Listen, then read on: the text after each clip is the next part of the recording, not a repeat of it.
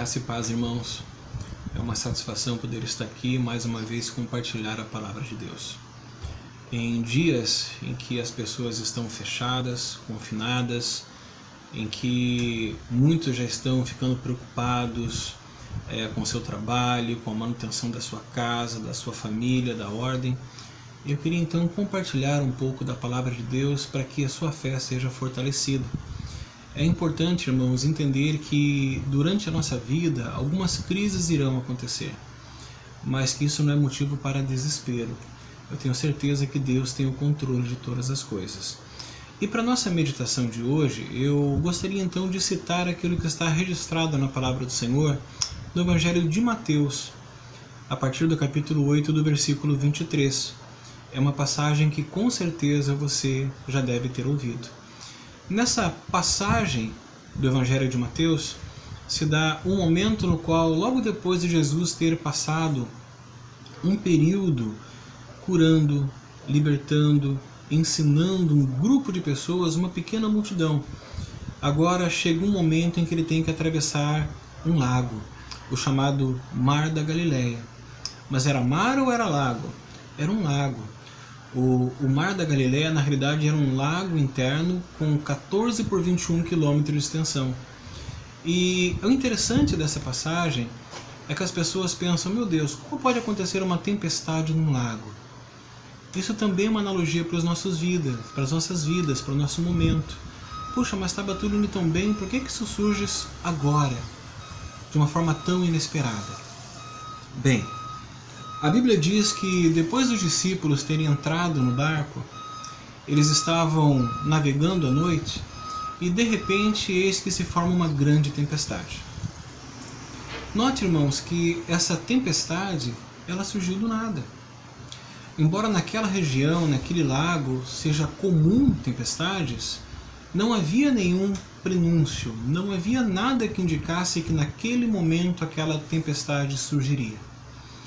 E muitos daqueles discípulos que estavam no barco com o Senhor eram homens acostumados a trabalhar com essa situação, pois eles eram pescadores. E com certeza conheciam muito bem aquele lago, o Mar da Galileia. Agora veja que conforme a tempestade foi se agravando, o desespero começou a se abater na vida dos discípulos. E talvez isso seja o que esteja acontecendo com você nesse momento. Você liga a TV e vê várias notícias falando de mortes, de pessoas em confinamento, de pessoas sobre a suspeita de estarem doentes.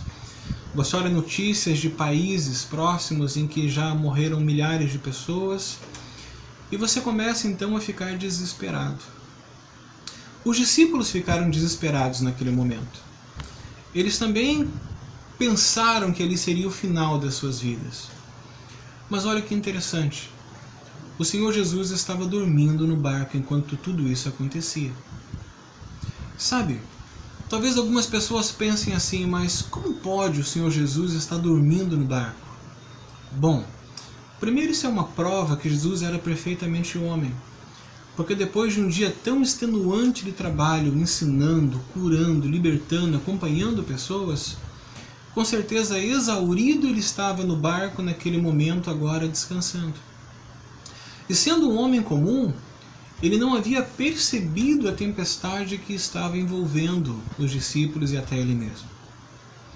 Agora, quando os discípulos então notam que não têm mais controle da situação, eles então resolvem acordar o Senhor Jesus.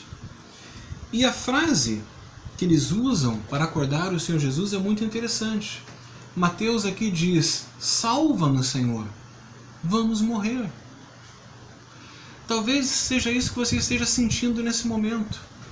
Um momento de desespero no qual você não está conseguindo trabalhar, não está conseguindo produzir, não está conseguindo gerar renda. E talvez agora na sua mente esteja passando essa mesma pergunta, essa mesma declaração. Senhor, até quando? Salva-nos, Pai, nós vamos morrer. E é natural, irmãos, que algumas lutas se manifestem em nossas vidas. De certa maneira, nós deveríamos ter aprendido um pouquinho com os nossos avós, a não gastar tanto e sempre deixar uma pequena reserva de mantimento para os momentos de crise. Mas também é verdade que nós temos um momento em que hoje as pessoas são muito consumistas. E talvez seja esse momento e essa provação que Deus está usando até mesmo para nos fazer compreender e reavaliar algumas posturas. Será que nós entendemos que é importante também nós termos equilíbrio, gastarmos o nosso dinheiro de forma correta? E agora, quando tantos precisam, né, e nem todos possuem, como será? Bem, eu tenho certeza que Deus está preocupado com você, porque Deus te ama. E eu tenho certeza que Ele está preocupado não apenas com você, mas com todo mundo nesse momento. Porque nós somos uma criação especial, fomos feitos à sua imagem e semelhança. E, portanto, Ele nos ama. Agora veja que quando o Senhor acorda no barco, Ele faz algo que os discípulos consideram maravilhoso e inesperado. Ele pergunta primeiro: por que temeis, homens de pequena fé? Então Jesus se levanta e repreende os ventos e o mar, e houve grande calmaria. Irmãos, eu fico pensando aqui que isso vai durar até o momento em que o Senhor falar basta. Seja feita novamente calmaria. Agora, também é verdade que quando nós estamos passando por uma crise, a tendência é de desespero. E o desespero milita contra a nossa fé. Então, irmãos, não fiquemos desesperados. Mantenhamos a nossa fé. Ah, mas pastor, o que vai ser o dia de amanhã? O dia de amanhã pertence ao Senhor. O que eu posso dizer para vocês em que período de crises não é momento de nós estarmos gastando muito, consumindo muitas coisas, muito pelo contrário. Talvez esse seja o momento de nós levarmos uma vida um pouco mais simples, né?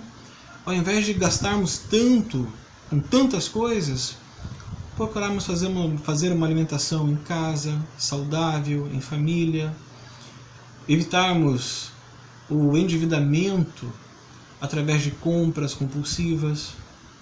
Esse é o momento para nós reconhecermos que há uma dificuldade, mas para entendermos também que com a devida disciplina, cuidado e fé, o Senhor estará agindo em nossas vidas, irmãos. Então, queridos, não fiquem desesperados. Eu gostaria até de testemunhar rapidamente. Eu moro em Joinville, está caminhando já para 18 anos. E quando nós chegamos aqui na cidade, foi um momento tão difícil para a nossa vida. Nós recém tínhamos fechado um comércio que tínhamos em Curitiba e vindo para cá. E durante praticamente 2 anos nós vivemos de pequenos bicos. E como é difícil viver de bicos, porque você faz um bico hoje, você supre a tua necessidade hoje, e você tem que fazer outro amanhã para suprir a necessidade de amanhã. Mas também eu pude experimentar uma das coisas mais maravilhosas que Deus tem para os seus, que é o milagre da provisão. E em todo esse período nós fomos maravilhosamente ajudados por Deus. Quando Ele providenciava algum trabalho, ainda que temporário, quando Ele utilizava algum irmão da igreja, alguma irmã para nos abençoar. Irmãos, embora não tenha sido confortável, embora eu não tivesse muita condição para adquirir coisas boas, mas eu posso testemunhar para você falando a verdade. O Senhor não permitiu que faltasse nada. Talvez agora você esteja se perguntando: pastor, o que eu faço? Os compromissos estão vencendo, eu estou desempregado, não consegui dar entrada no seguro-desemprego, vários setores do governo estão parados, vários setores do trabalho estão parados, o que eu faço? Irmãos, faça aquilo que é certo. Ore, coloque a tua situação na presença de Deus e confie nele, porque Ele é Senhor. Mas, sobretudo, agora seja inteligente na hora de administrar a sua casa e seu lar. Então, faça isso com cuidado.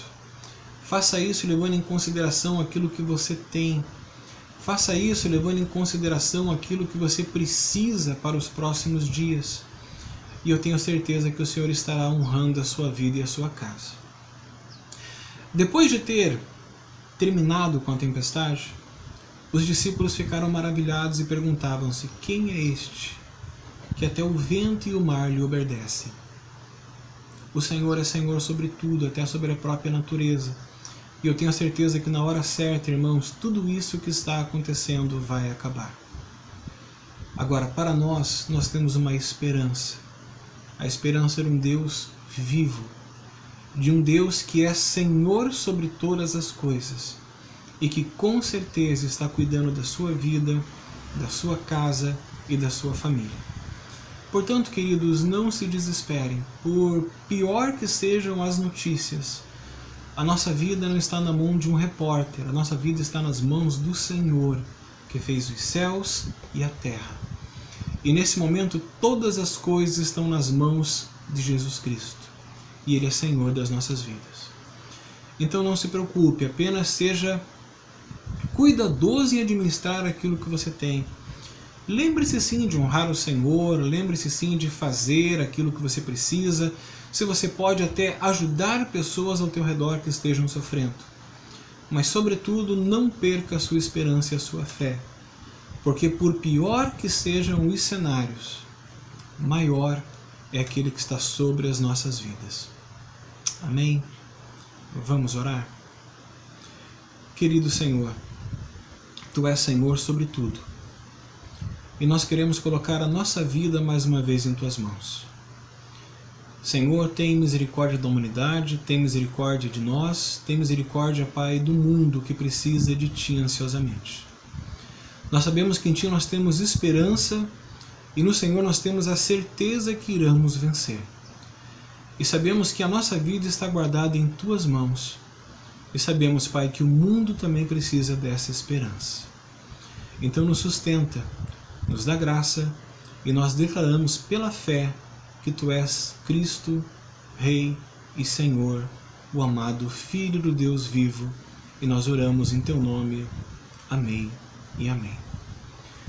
Deus te abençoe, meu querido, em nome de Jesus, que você tenha realmente fé e você tenha realmente a certeza que Deus tem o controle de todas as coisas. Amém? Um dia abençoado a todos vocês, amados.